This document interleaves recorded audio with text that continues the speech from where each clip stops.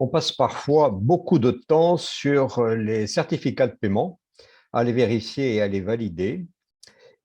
Il y a une méthode pour ça, pour que cela se fasse en 5 minutes chrono. Bonjour, je vais vous montrer la méthode que j'utilise et qui, je crois, est très efficace. Tout d'abord, il faut bien comprendre que l'architecte doit maîtriser les prix. Il maîtrise la conception, il maîtrise la technique, il maîtrise le juridique, OK. Il doit maîtriser le financier. C'est indispensable. Et pour maîtriser les prix, il n'y a pas 36 solutions.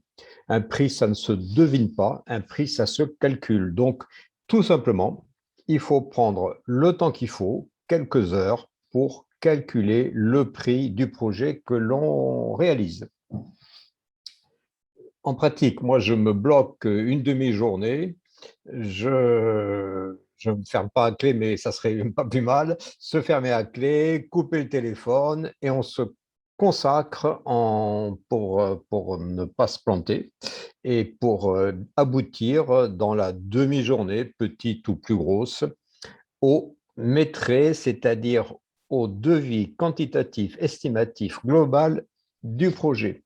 C'est la seule méthode. Je pense qu'il n'est pas professionnel, il est amateur d'essayer de deviner des prix suivant des recettes de cuisine plus ou moins magiques qui amènent inévitablement, on s'en doute, à se planter.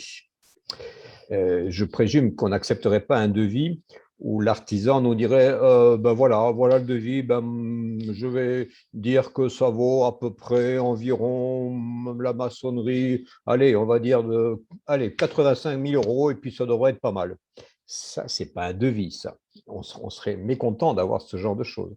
Donc, un devis, ça se calcule. Une bonne fois pour toutes, on fait un estimatif détaillé et c'est terminé jusqu'à la levée des réserves. On l'ajuste au fur et à mesure du chantier, mais ça prend que quelques minutes. On a un tableau de bord financier qui nous suit jusqu'à la fin de l'opération. Je présume aussi, au moment de l'appel d'offres, quand on reçoit des devis, que vous vérifiez, que vous regardez le devis.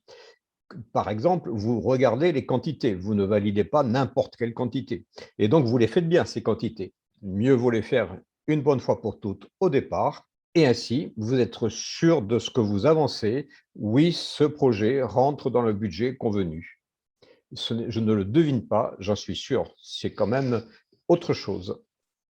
Et on dort mieux la nuit en n'ayant pas les affres de l'appel d'offres infructueux. Mon Dieu, comment vais-je faire pour trouver une économie de 15 000, de 20 000 euros?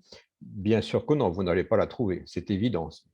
Une fois votre estimatif fait, les entreprises peuvent faire le devis qu'elles veulent, ça n'a aucune importance. Vous n'imposez rien.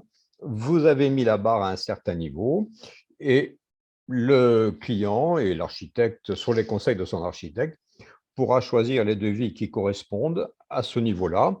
S'il veut payer plus cher, il peut payer plus cher, mais vous êtes cohérent avec ce que vous avez dit, vous avez respecté le budget.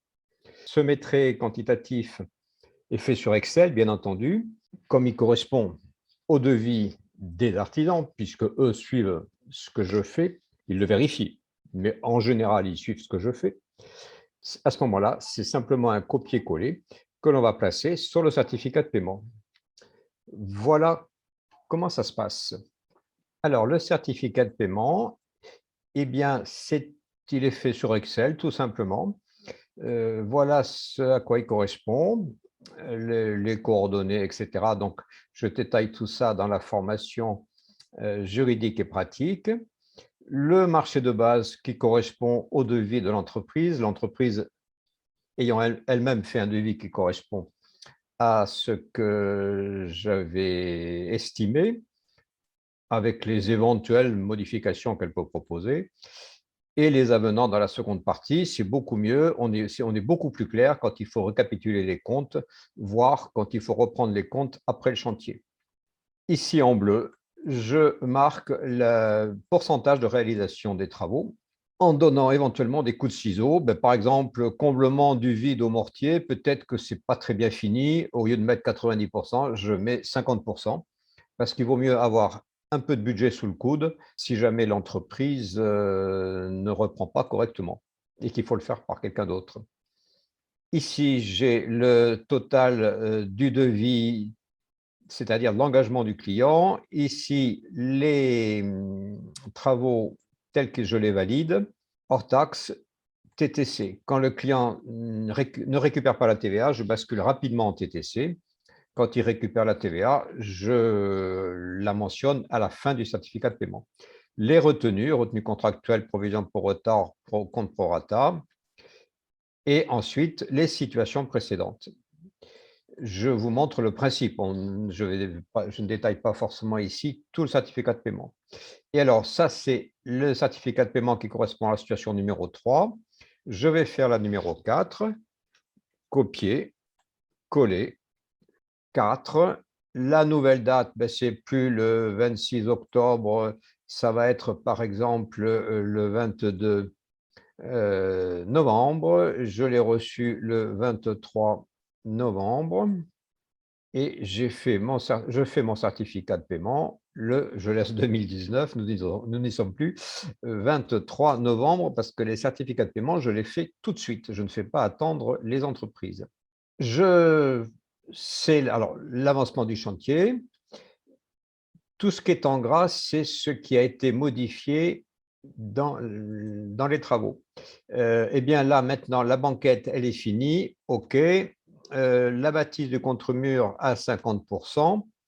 Et le comblement du vide au mortier, il est fini. Par contre, le comblement des trous, des maçonneries importantes ne l'est pas. Et donc, ce sont ces 3 postes que je mets en gras pour qu'on repère que c'est bien ceux-là qui ont été modifiés. Ça sert à la lecture. Le certificat précédent 53 48 29, eh bien, je mentionne ici 53 48 29. C'était le 26 octobre 2019. Voilà. Et mon certificat de paiement est de 710,92 €. Et je n'ai plus qu'à imprimer le nouveau certificat de paiement pour en faire un PDF. Je le sélectionne, je l'imprime, la sélection s'il vous plaît, et voilà. Ce n'est pas très compliqué et c'est surtout très rapide. Le maîtrise et le chiffrage sont vus dans la formation technique et le certificat de paiement en détail et avec notamment la dimension juridique du certificat de paiement est vu dans la formation juridique et pratique, vous vous en doutiez. Vous trouverez sur mon site toutes les informations sur ces formations, la programmation, comment faire pour s'inscrire. Au plaisir de vous voir sur une ou plusieurs de mes formations.